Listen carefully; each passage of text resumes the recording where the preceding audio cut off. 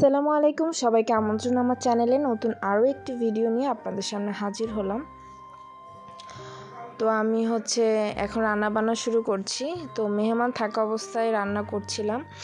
তো ওদিন যে কাজে হেল্প করে সে আসেনি, তো সব রান্নার প্রেশার আমার উপরেই ছিল, ঘর গোছানো, রায়ানকে দেখা, তো অনেক বেশি কষ্ট হয়ে গিয়েছিল। তবু মেহমান যেহেতু আছে সব কিছু তো কমপ্লিট করে সময় মতন খাবার দিতে হবে, পরিবেশন করতে হবে, সেজন্য যতই কষ্ট হোক কাজগুলোকে শেষ করে নিচ্ছি। তো আমি প্রথমে থালা বাসনগুলো সব ধুয়ে নিয়ে বেসিনটাকে একদম ফাঁকা করে নিয়েছি।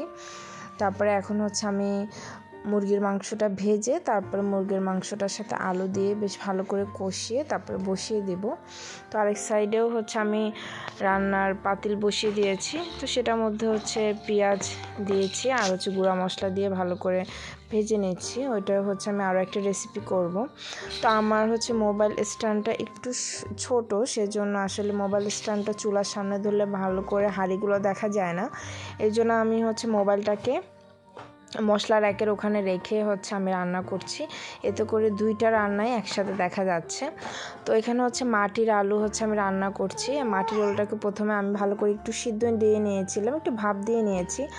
আর মাটির আলুটা খেতে খুবই ভালো লেগেছিল।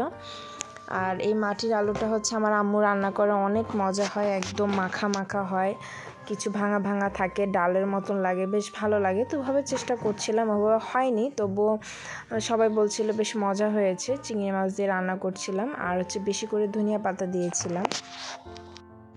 তো দুই চুলায় দুইটা বসিয়ে দিয়েছি।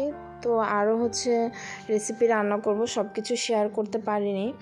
আর এই ফাঁকে ফাঁকে আমি ঘরগুলোকে গুছিয়ে নিচ্ছিলাম। আর রায়ানকেও গোসল করাতে হবে। বাচ্চাদের প্রতিদিন গোসল করালে ভালো, শরীরটা ভালো থাকে, এর জন্য চেষ্টা করি ডেইলি গোসল করানোর জন্য, তবে মাঝে মধ্যে একটু মিস হয়ে যায়। তো এদিকে মুরগির মাংসে আমি ঝোলের পানি দিয়ে ঢেকে রাখবো, এটা হয়ে যাবে। আর কলিজাটা আমি একদম শেষের দিকে দিয়েছি, কারণ এটা প্রথম দিকে ভাজার সময় দিলে একদম গলে যাবে, সেজন্য। আর ওয়াশিং মেশিনে কাপড় আমি 2 তলায় দিয়ে এসেছি, ওটা আসলে আমি ছাদে মেলে দিব। তো মোটামুটি এভাবেই মেহমান থাকা অবস্থায় রায়ানকে নিয়ে অনেক বিজি সময় পার করছি, তারপরও সব কিছু সময় মতো করার চেষ্টা করছি। আর এদিকে আমি পাতাকপি কেটে নিচ্ছি। তো যেহেতু মানুষ বেশি, একদম সম্পূর্ণ একটা পাতাকপি লাগবে, আর আমরা 2 জন হলে অর্ধেকও লাগতো না।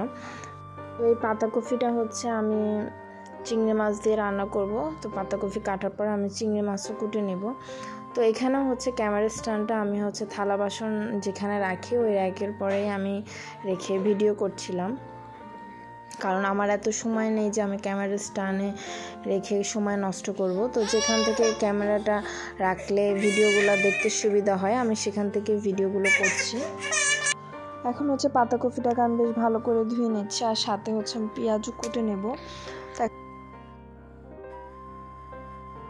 আর ভাতটা আমি আগেই বসিয়ে দিয়েছিলাম, কারণ আমার হাজব্যান্ড আবার 1টার মধ্যে বের হবে, তো খাবারটা রেডি করতে হবে 1টার ভিতরেই।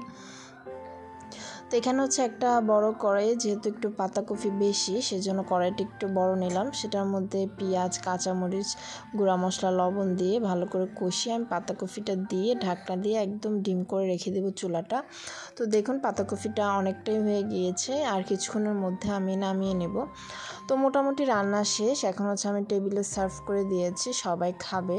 তারপরে আমি আমার টুকটাক যে বাকি কাজগুলো আছে সেগুলো কমপ্লিট করব। আর বিকালে আজকে একটু পিঠা বানাবো, ভাপা পিঠা। তো যেহেতু শীত চলে এসেছে, তো শীতের মধ্যে আমি একদম প্রথম পিঠা বানালাম। তো পিঠা বানানোর জন্য সব কিছু রেডি করে নিয়েছি, চালের গুঁড়া, গুড়, নারকেল। তো পিঠা বানানোটা দেখানো হয়নি। পিঠা বানানোর পরে আমি নিচে নিয়ে এসেছি, আমি 3 তলায় বসে বানিয়েছিলাম ছাদে। তো এখন সব কিছু একসাথে রেখে দিলাম প্লেটে। তো এই ছিল আজকের ভিডিও। সবাই ভালো থাকবেন, সুস্থ থাকবেন, সাবধানে থাকবেন। আল্লাহ হাফেজ।